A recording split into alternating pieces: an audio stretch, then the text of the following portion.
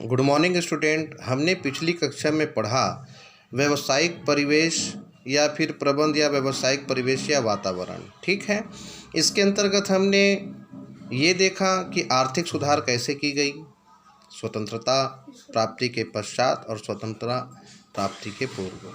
साथ ही साथ आर्थिक सुधार के साथ साथ हमने 4 आयामों को भी जाना। सबसे पहले हमने जाना उदारीकरण, दूसरा है निजीकरण, और तीसरा वैश्वीकरण, और चौथा होता है आधुनिकीकरण।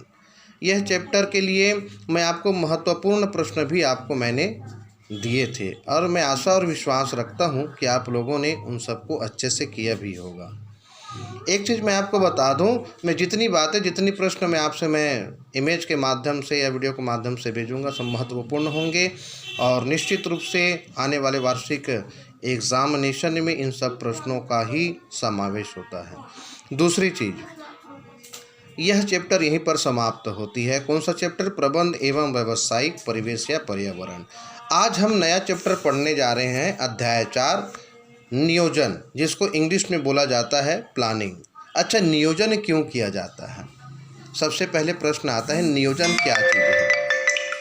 नियोजन वस्तुतः किन बातों को और किन लक्ष्यों को रख करके किया जाता है? ठीक है, नियोजन व्यक्ति के, हम नहीं कहेंगे कि केवल प्रबंध में ही नियोजन होता है, मैनेजमेंट में ही प्लानिंग करना पड़ता है। यह जीवन के प्रत्येक व्यक्ति के साथ चलने वाली निरंतर प्रक्रिया है नियोजन। बिना नियोजन के कोई भी कार्य हम नहीं कर सकते हैं क्या?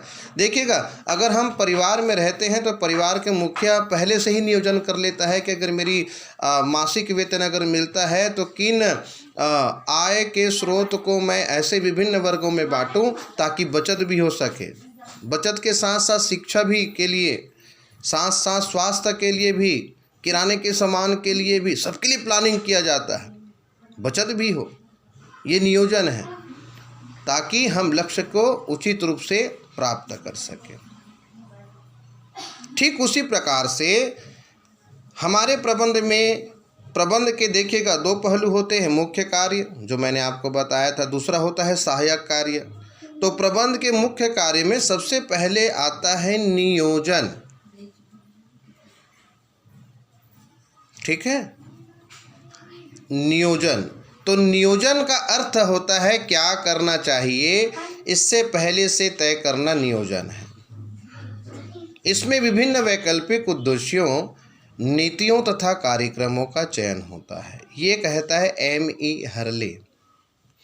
देखिएगा, वस्तुतः प्रबंध के क्षेत्र में नियोजन से हमारा आशय निर्धारित लक्ष्यों की प्राप्ति के लिए वैकल्पिक उद्देश्यों, नीतियों, कार्य विधियों एवं कार्यक्रमों में श्रेष्ठ का चुनाव करना, सर्वश्रेष्ठ का चुनाव करना नियोजन प्रबंध का सबसे पहला और सबसे अधिक महत्वपूर्ण कार्य माना जाता है। तो लीजिए, आपके लिए पहला प्रश्न तैयार हो गया। कैसे तैयार हो गया?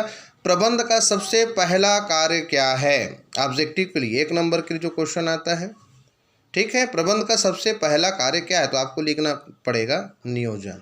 ये वैकल्पिक प्रश्नों में आता है। ठीक है, और देखिएगा, वैज्ञानिक प्रबंध के प्रवर्तक श्री टेलर तो प्रत्येक व्यावसायिक उपक्रम को एक पृथक योजना विभाग, प्लानिंग डिपार्टमेंट की स्थापना की वकालत की है, हम सभी जानते हैं। उनके अनुसार योजना विभाग का कार्य विभिन्न विभागों में काम करने वाले श्रमिकों के लिए योजना बनाना है। प्रबंध विशेषज्ञ श्री शील्ड के शब्दों में कहें तो योजना विभाग प्रबंध का हृदय होता है, जिसका एकमात्र कार्य उत्पादन के विभिन्न क्षेत्रों में कार्यरत कर्मचारियों की आवश्यकता को पूरा करना। मैं फिर से बताऊं, क्या करना चाहिए इससे पहले से तय करना नियोजन है। इसमें विभिन्न विकल्पों, उद्देश्यों, नीतियों तथा कार्यक्रमों को चयन शामिल होता है। देखिएगा, प्रबंध में अगर नियोजन हमारा सही है तो निश्चित रूप से हम कह सकते हैं कि किसी भी लक्ष्य की प्राप्ति हमें सरलतापूर्वक मिलेगी और निश्चित रूप से उपक्रम या व्यावसायिक जो गतिविधियां होंगी उसमें उत्पादन लागत में कमी आएगी और उत्पादन लागत में कमी आने के साथ साथ उत्पादन में वृद्धि भी होगी। पहली बात ये उत्पादन लागत में कमी और उत्पादन लागत में वृद्धि। ठीक है, तो इस प्रकार से नियोजन को क्या माना जाता है? सबसे पहले प्रबंध का कार्य माना जाता है। इसमें जॉर्ज आर टेरी एक परिभाषा दी है। उनका कहना है नियोजन भविष्य में झांकने की एक विधि या तकनीक है। ठीक है, भावी आवश्यकताओं का सृजनात्मक परीक्षण है ताकि वर्तमान क्रियाओं को निर्धारित लक्ष्यों के संदर्भ में समायोजित किया जा सके। ठीक है, तो हमने जाना जॉर्ज आर टेरी के अनुसार नियोजन जो है भविष्य में झांकने की एक सरल विधि या तकनीक है जो भावी आवश्यकताओं का सृजनात्मक परीक्षण ताकि वर्तमान क्रियाओं को निर्धारित लक्ष्यों के संदर्भ में समायोजन किया जा सके। मैं पुनः एक उदाहरण देकर बताऊं कि देखिएगा, किसी के घर में अगर शादी होती है और हमने प्लान कर लिया, योजना बना ली कि नहीं कि ठीक है भैया 400 कितने लोग 400 रिश्तेदार आएंगे और 400 रिश्तेदारों के लिए हमने भोजन की व्यवस्था करवा दी, कार्ड भी हमने 400 ही बांटे। लेकिन हम ये भूल गए कि 400 की जगह अगर एक एक कार्ड में अगर 3-3 लोग अगर आते हैं तो ऐसी स्थिति में क्या हो जाएगी? आपके जितनी भी वैवाहिक कार्यक्रम की जितनी भी आपने योजना बना रखी है वो योजना क्या हो जाएगी? धराशायी हो जाएगी, समाप्त हो जाएगी। क्योंकि 400 रिश्तेदार के आने के स्थान पर कितने 500, 600, 700 लोग आ जाएंगे, जिसमें आपकी जो योजना के अनुसार आपने खाने की व्यवस्था की है वो पूरा क्या हो जाएगा? खराब हो जाएगा। ये नियोजन।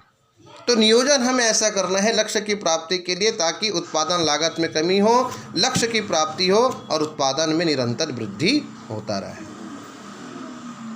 ये जॉर्ज आर टेरी के अनुसार दिया गया ये परिभाषा है। ठीक है, अब उसके बाद मैं बताऊं, जीवन के सभी क्षेत्रों में नियोजन आवश्यक है। एक चीज़ याद रखिएगा, मैं शुरू से यही बात बता रहा हूं।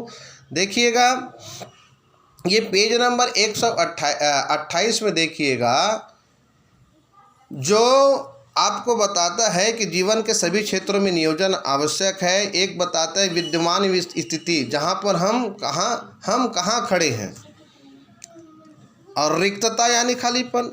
नियोजन इस रिक्तता की पुल के रूप में जोड़ता है और भावी स्थिति हम कहाँ खड़े होना चाहते हैं। एक क्या है हम कहाँ खड़े हैं और दूसरा हम कहाँ खड़ा होना चाहते हैं। तो नियोजन जो है ये दोनों है ना, पुल का काम करता है, किनारों को मिलाने का काम करता है। नियोजन इस रिक्तता खालीपन को पुल के रूप में जोड़ता है। ठीक है, तो मेरे ख्याल से नियोजन अध्याय 4 को आप अच्छी तरह से रीड करेंगे, गहन अध्ययन करेंगे। ये महत्वपूर्ण है क्योंकि प्रबंध के सर्वप्रथम कार्य में इसकी गिनती की जाती है। ठीक है, आज के लिए बस इतना ही। Thank you.